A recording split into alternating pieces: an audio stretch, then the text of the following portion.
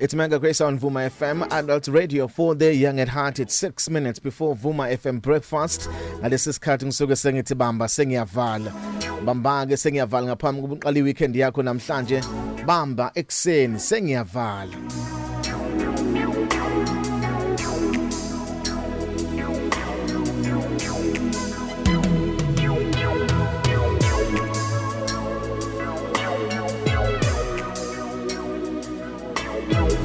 Bamba kusenze ngiyavala nako umyalezo ophuthuma ingcelo ubambe ngaphambi kokuphuma emsebenzini namhlanje.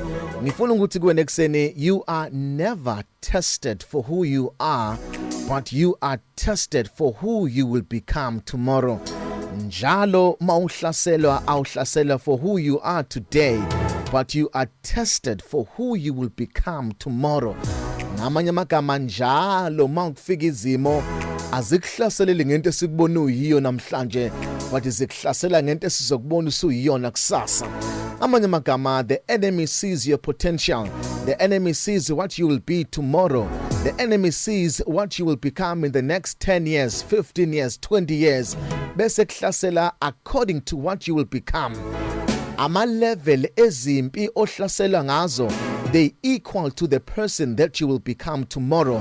So when you see trials and difficulties coming your way, you must understand that there is so much that is invested in you. There is so much potential that God has uploaded in your spirit. So when the enemy attacks you, he attacks you ngokwe level akakubona kuyona, not ngokwe level okubona uyiyona namhlanje. That is why when Joseph was attacked by abafowabo, they did not just see Joseph, kodwa babebona umuntu abazomkhothamela kusasa. That is why nama-attack abo ababem-attackela ukuthi ngcono makafe makaphele ngoba they could see the potential that he had. Base bathi no, asivele simqede ngoba njalo when the enemy comes, he comes according to the level that you will be tomorrow. So mawufuna ukwazi ukuthi zingakanani izinto uNkulunkulu akakuphathise zona, ake ubheke ukuthi zingakanani nezimpi oyitholayo nabantu abakuhlaselayo nezimpi ezifikela impilo yakho, ngoba mawubhekana nezimo zibhekana nawe ngoba kuyabonakala ukuthi khona into enamandla kuwe. Ucabanga ukuthi kungani uDavid wathi elusile wahlaselwa yibhele nengonyama, ngoba kwakubonakala ukuthi the power that David has is too much. Baze babona ukuthi ngeke lo akayohlala ehlanu kuze edliwe amabhele nezingonyama ehlanu, ngoba kwakubonakala ukuthi into ayiphethe uDavid inamandla. The reason ubone ngathi emsebenzini abakufunisisi kahle ngoba kubonakala into oyiphethe ukuthi inamandla. Into oyibambe ngezandla zakho ukuthi inamandla ngendlela emangalisayo.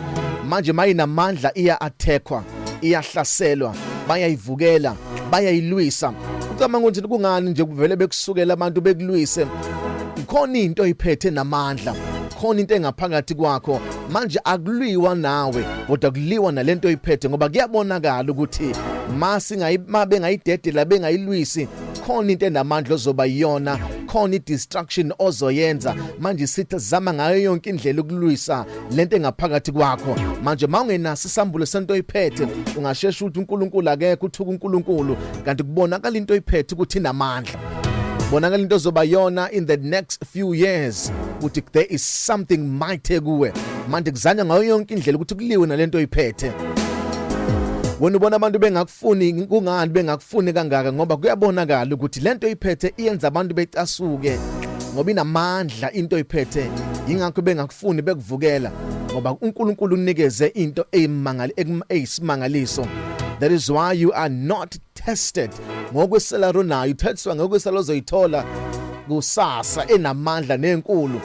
Uthestwa ngezinto zoba izona kusasa, hayi ngalokho ikhona namhlanje, hayi ngalokho kubona ngamehlo enyama.